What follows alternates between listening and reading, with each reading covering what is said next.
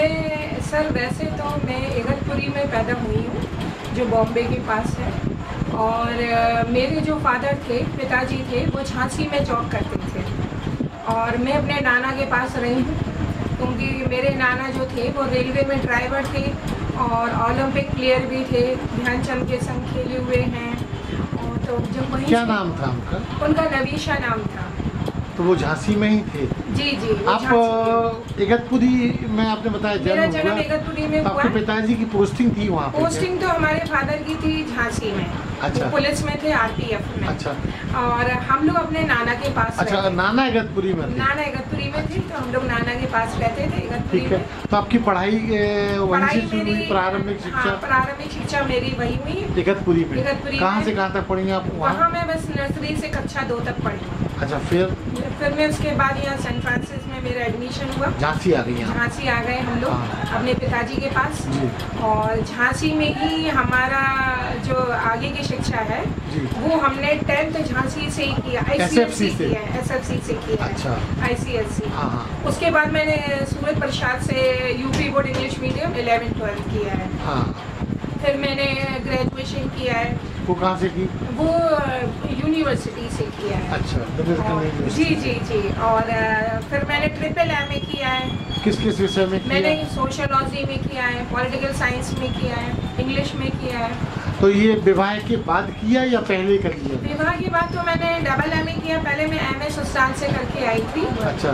मायके से करके आई हूँ। हाँ। और ससुराल में ही मैंने MA किया, B.Ed किया, जिसमें मेरे हस्बैंड का बड़ा सपोर्ट रहा, पति का बड़ा सपोर्ट। रजिया जी, आप बता रही हैं कि आप मतलब शादी के बाद आपने 2 विषय MA किया है। तो इसके अलावा और B.Ed कब किया आपने? B.Ed तो मैंने अभी किया है 2-3 साल पहले। अच्छा। फिर आप जीविकोपार्जन में कैसे आई? आप शिक्षिका में कैसे आई आप? ऐसा हुआ कि मैं आप शासकीय शिक्षिका हैं? नहीं, प्राइवेट शिक्षिका। अच्छा। तो कहाँ आपने सेवाएं दी? हाँ, मुझे बचपन से बड़ा शौक था कि मैं टीचर बनूं। बहुत मुझे था कि मैं शिक्षिका बनूं, बच्चों को पढ़ाऊं। पहले तो मेरा था कि मैं डॉक्टर बनूं, लेकिन 5 बहन भाई थे और पापा की हमारे इतनी तनख्वाह नहीं थी, इतनी सैलरी नहीं थी। तो फिर मैंने सोचा कि अब मैं शिक्षिका ही बनती हूँ, और शौक भी था मुझे बहुत ज़्यादा कि मैं शिक्षिका बनूँ। तो उसके बाद हमारे यहाँ घर के पास में रहती हूँ, कोतवाली के पास, तो वहाँ एक मदर टेरेसा स्कूल हुआ करता था। तो मैंने अपने पिताजी से इच्छा जाहिर की कि मुझे पढ़ाने का शौक़ है। तो मेरे फादर बोले कि नहीं, पहले अपनी शिक्षा पूर्ण कर लीजिए, उसके बाद कंप्लीट करने के बाद आप फिर जो चाहें तो आप बन सकती हैं, टीचर बने या जिस क्षेत्र में आपको जाना आपका रुझान हो। तो मैंने कहा कि नहीं, मैं थोड़ा ऐसी मैं अपना टाइम भी पास होगा, नॉलेज भी होगी मेरे अंदर, और मैं चाहती थी कि एक आत्मनिर्भर बनूं, एक महिला, आर्थिक आज़ादी मिलना चाहिए, आज़ादी मिलना चाहिए, एक आत्मनिर्भर बनूं मैं। तो मैं सेल्फ डिपेंडेंट बनना चाहती थी। तो मैंने यहाँ 6 साल जॉब की मदर टेरेसा में। फिर उसके बाद मेरी मैरिज हो गई। अब मैरिज हुई तो लोकल झांसी में? हाँ, मेरी लोकल झांसी में मैरिज हुई है, यहाँ कोतवाली के पास हुई है। आपके पतिदेव का क्या नाम है? सराद खान नाम है हमारे। उनका क्या प्रोफेशन है? वो भी टीचिंग लाइन में है, वो GIC में है। वर्तमान में अभी? जी, वर्तमान में है। वो 11th विषय के शिक्षक हैं? वो कॉमर्स पढ़ाते हैं, अकाउंट्स एंड कॉमर्स, 11th को। तो फिर शादी के बाद आगे की क्या पायदान रही? आगे का ये पायदान रहा सर कि मैं जब यहाँ शादी होके आई तो मैंने अपने पति से इच्छा जाहिर की कि भाई मुझे टीचिंग का बहुत शौक़ है, मुझे जॉब करना है। तो मेरे हस्बैंड बोले कि ठीक है, अगर आपको करना है जॉब तो मेरे तरफ से आपके लिए आज़ादी है, लेकिन इस बात का भी ध्यान रखिए कि आप शादी हो गई आपकी और आपको परिवार भी देखना है, घर भी देखना है और स्कूल भी मैनेज करना है। तो मैंने कहा नहीं, मैं दोनों चीज़ें ही मैनेज कर पा लूँगी और करूँगी। तो उन्होंने कहा फिर ठीक है, आप करिए जॉब। फिर मैंने उसके बाद यहाँ बेतवा नर्सरी स्कूल था, उसमें मैंने जॉब की। कितने समय किया? वहाँ 2-3 साल की मैंने। फिर उसके बाद मेरा बेटा हो गया तो मैं नहीं जा पाई 1-2 महीने स्कूल। फिर उसके बाद मैंने न्यू एरा पब्लिक स्कूल में टीचिंग करी है। फिर मैंने गुरु हरिकृष्ण में 4-5 साल पढ़ाया। किस विषय को पढ़ाती नहीं आप? मैं वैसे तो हिस्ट्री, सिविक्स और ज्योग्राफी की टीचर हूँ, जिसको हम बोलते हैं इतिहास और नागरिक शास्त्र, वही मेरा रुचि रही है शुरू से, तो वही मैं पढ़ाती रही, मुझे बहुत शौक रहा। जी जी। उसके बाद फिर कहाँ? उसके बाद मैंने यहाँ झांसी स्कॉटिश में जॉब की और 10 इयर्स यहाँ किया है, जिसको हाफिज सिद्दीकी कहते हैं, लेकिन अभी आप बोल रहे थे झांसी स्कॉटिश। ये क्या है? ये स्कूल का नाम है। कहाँ पे है ये हाफिज सिद्दीकी नेशनल स्कूल में इंग्लिश मीडियम स्कूल खुला था। अच्छा, उनकी विंग है?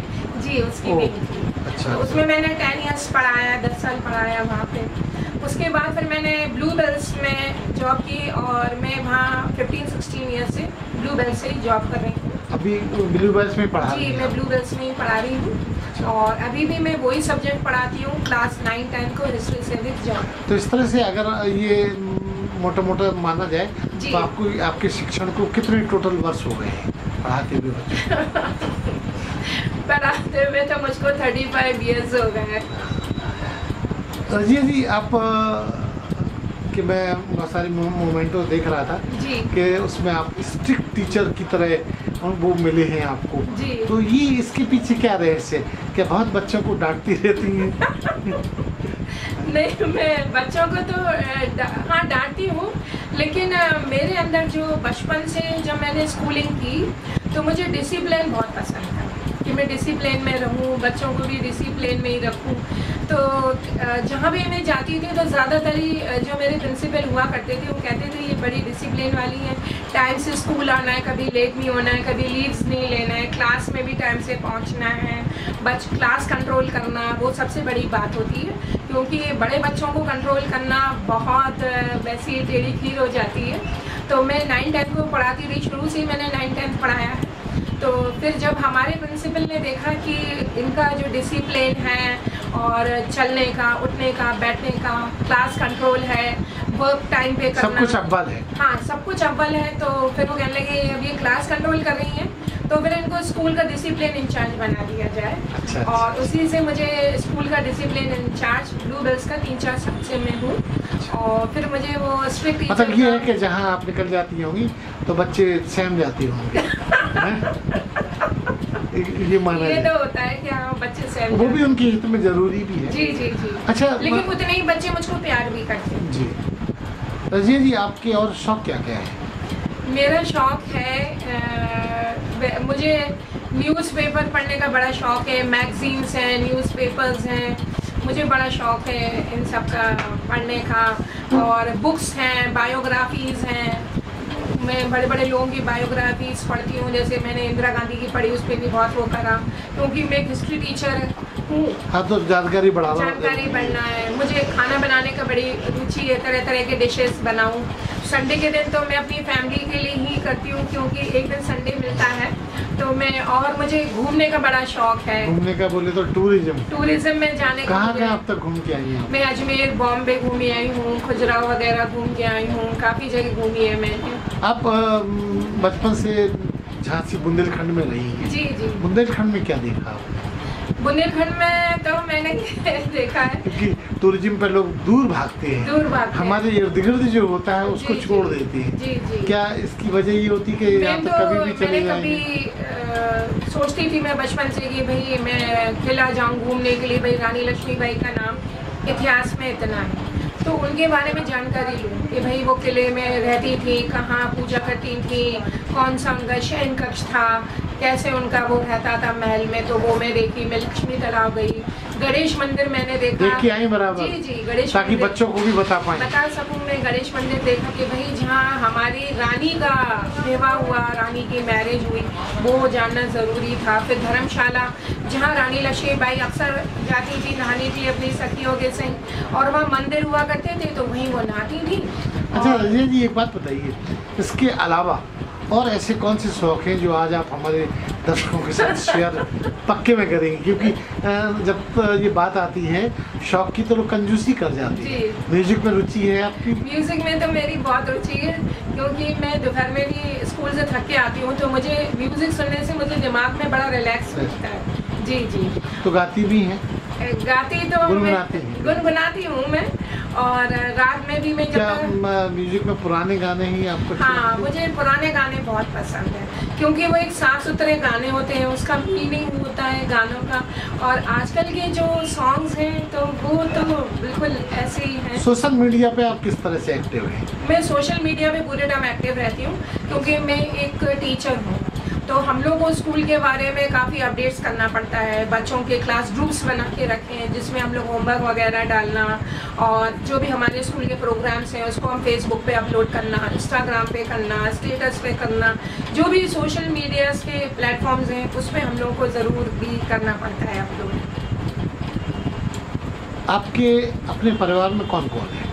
मेरे परिवार में मेरे 2 बेटे हैं। दोनों के नाम बताइए। जी, एक मेरे बड़े बेटे, उनका नाम है समीर खालदी, और उनसे छोटा बेटा है वो सबत खालदी। दोनों के बारे में बताइए, क्या कर रहे हैं आप? अच्छा, जो बड़े बेटे हैं वो हमारे, उन्होंने M.Com B.Ed C.Ted कर लिया है और जॉब करते हैं वो एक स्कूल में, और घर में ट्यूशन्स लेते हैं। लेकिन ट्यूशन्स वो एक समाज सेवा की तरह ले रहे हैं, वो बच्चों से पैसे निःशुल्क पढ़ाते हैं, फ्री ऑफ कॉस्ट। और जो छोटे बेटे हैं उनका आप एक मुद्दा भूल गई, उन्होंने कुछ पुस्तकें भी लिखी हैं। हाँ, उन्होंने पुस्तकें लिखी हैं। पुस्तकें लिखने का उन्हें बड़ा शौक है, उन्हें गार्डनिंग का बड़ा शौक है। हमारे कितनी पुस्तकें लिखी हैं उन्होंने 3-4 पुस्तकें लिखी हैं जो अमेज़ॉन पे हैं, और उनको गार्डनिंग का बड़ा शौक है। दूसरा, हमारे बड़े बेटे को ये शौक है कि अगर वो कहीं जाते हैं तो किसी का बर्थडे है या कुछ ऐसा छोटा मोटा फंक्शन है तो वो कभी पैसे या गिफ्ट्स नहीं देते, वो अक्सर लोगों को पेड़ देते हैं, पौधे देते हैं। पर्यावरण प्रेमी है। जी जी, वही एनवायरनमेंट से। दूसरे बेटे के बारे में संक्षिप्त बताइए। जी, छोटा बेटा जो हमारा है तो वो, उसको फाइन आर्ट्स में, उन्होंने कॉमर्शियल आर्ट्स में कर लिया है। अब उन्होंने ग्रेजुएशन की डिग्री अब वो आगे करना चाहते हैं, और वो भी एशिया वर्ल्ड रिकॉर्ड होल्डर हैं, और काफ़ी उनको अवार्ड्स मिले हैं। उनका इसी में रुचि रही। रजिया जी, आपने बहुत कुछ किया है, तो आपको बहुत सारे सम्मानों से नवाजी गई होंगी जी। उनको क्रमवार बताइएगा, मुख्य जो सम्मान है आपके। जी जी, मेरा सबसे बड़ा, मैं आपको बताना भूल गई थी क्योंकि मुझे भी एक समाज सेवा का शौक है, तो मैं भी स्टूडेंट्स जो आते हैं गरीब बच्चे, उनको मैं फ्री ऑफ कॉस्ट पढ़ाती हूँ। फिर उनके पास, उनको घर पे पढ़ाती हैं? जी जी, मैं घर पे पढ़ाती हूँ। कब से पढ़ा रही हैं? 15-20 साल हो गए मुझको फ्री ऑफ कॉस्ट बच्चों को ट्यूशन्स देती हूँ। आपकी जो विषय हैं उन पे आप? हाँ, उन पे मैं फोकस देती हूँ, और भी छोटे बच्चे आते हैं और भी सब्जेक्ट्स उसको मैं पढ़ाती हूँ। और बच्चों के पास अगर बुक्स नहीं है, किताबें नहीं है, तो वो भी मैं उनको प्रोवाइड कर देती हूँ। कई बार तो बच्चों के पास स्वेटर्स नहीं है, पुलोवर्स नहीं है, तो वो भी मैं उनको ला के देती हूँ कि भाई गरीब बच्चे हैं, और एक वो दुआ के और सहायता के पात्र हैं। दूसरा, मैं जो महिलाओं का एक मुद्दा है रिलेटेड, महामारी से रिलेटेड, तो वो मैंने लोगों को अवेयर करा, लड़कियों को, लेडीज़ को जाके मलिन बस्तियों में उनको पैड्स बांटे, उनको बताया ताकि वो स्वस्थ रहे, हाइजीन के बारे में बताया कि भाई हाइजीन ज़रूरी है और किस तरीके से आपको अपने ऊपर ध्यान देना चाहिए, क्योंकि महिलाएं क्या करती हैं, गंदगी और ये सब, जिससे कि उनको तमाम बीमारी, वो अवेयर नहीं होती हैं इन सब चीज़ों से। तो सम्मान पे मैं फिर वापस आता हूँ। जी, सम्मान आपको कहाँ मिले और उन सम्मानों का भी उल्लेख कीजिए। जी, मुझे इसी में सम्मान मिला। अभी मुझे रानी लक्ष्मीबाई का दिन था, तो उसमें भी मुझे, जिस दिन इनका जन्मदिन था उस दिन मुझे बुलाया गया, उनको जानकारी हुई और उन्होंने मुझे दिया है, सम्मान दिया है, ट्रॉफीज़ दिए हैं, अवार्ड्स दिए हैं, और उन्होंने बोला कि भाई आप बहुत अच्छा काम कर रही हैं, फ्री ऑफ कॉस्ट सेवा दे रही हैं, गरीब बच्चों को पढ़ा रही हैं, इतना अवेयर कर रही हैं, मलिन बस्तियों में जा रही हैं, सब लड़कियों को भी अवेयर कर रही हैं शिक्षा से रिलेटेड, तो उसमें मुझे अवार्ड मिला। फिर मुझे स्कूल्स में स्ट्रिक्ट टीचर के अवार्ड काफ़ी मिल चुके हैं। स्ट्रिक्ट टीचर के अवार्ड से मतलब डरावनी टीचर। अच्छा, किसी और संस्थाओं ने आपको सम्मानित किया स्कूल के अलावा? जी, JCI वगैरह ने मुझे बुलाया, उन्होंने भी सम्मानित किया मुझे टीचर डे पे, शिक्षक दिवस पे, और अभी लाइन्स क्लब वाले आए थे, उन्होंने भी मुझे बेस्ट टीचर उसमें अवार्ड किया कि भाई इनका काम बहुत अच्छा है, और उनको जानकारी हुई और वो लोग स्कूल से आए और मुझे स्कूल में आके उन्हें काम को देखा। जी जी, मेरे काम को देखा, उसमें भी मुझे अवार्ड मिला है। रंजना जी, आगे आपकी क्या प्रोजेक्ट्स है? क्या ऐसा कुछ नया करना चाहती कि और ज़्यादा स्ट्रिक्टनेस आपकी प्रभावित हो और लोगों को बताया और दिखाया जाए? क्योंकि आप जो भी कुछ कर रही हैं वो देश हित में कर रही हैं, जी जी, बच्चों के भविष्य के लिए। जी जी जी। मैं बस आगे यही बोलना चाहूँगी कि अगर एक माता पिता गरीब हैं तो वो किसी न किसी तरीके से अपने बच्चे को शिक्षा देने का सोचें, क्योंकि अगर एक इंसान शिक्षित है, लड़की है, तो वो शिक्षित पूरे परिवार को करेगी। वो मायके के परिवार को भी शिक्षित दो कर रही है, परिवारों को शिक्षित दो परिवारों को कर रही है और ससुराल वालों को भी शिक्षित कर रही है। और लड़का भी फ्यूचर है माँ बाप के कि अगर वो शिक्षित हो रहा है तो अपने पैरों पे खड़ा हो रहा है तो आगे जाके अपने बूढ़े माता पिता की सेवा कर सके। अगर वो नहीं कमाने के लायक बचे हैं पिताजी तो उनकी वो सेवा करें, कमाएं, सहायता करें। तो मेरा सबसे बड़ा मुद्दा यही है कि हम शिक्षित करें, हर एक घर में शिक्षा का, शिक्षा की रोशनी फैलाएं। बस मेरा यही उद्देश्य है कि शिक्षा बहुत जरूरी है। अरे हाँ, इस चैनल को लाइक और सब्सक्राइब करना ना भूलें। देखते रहिए बंजारा बीट्स।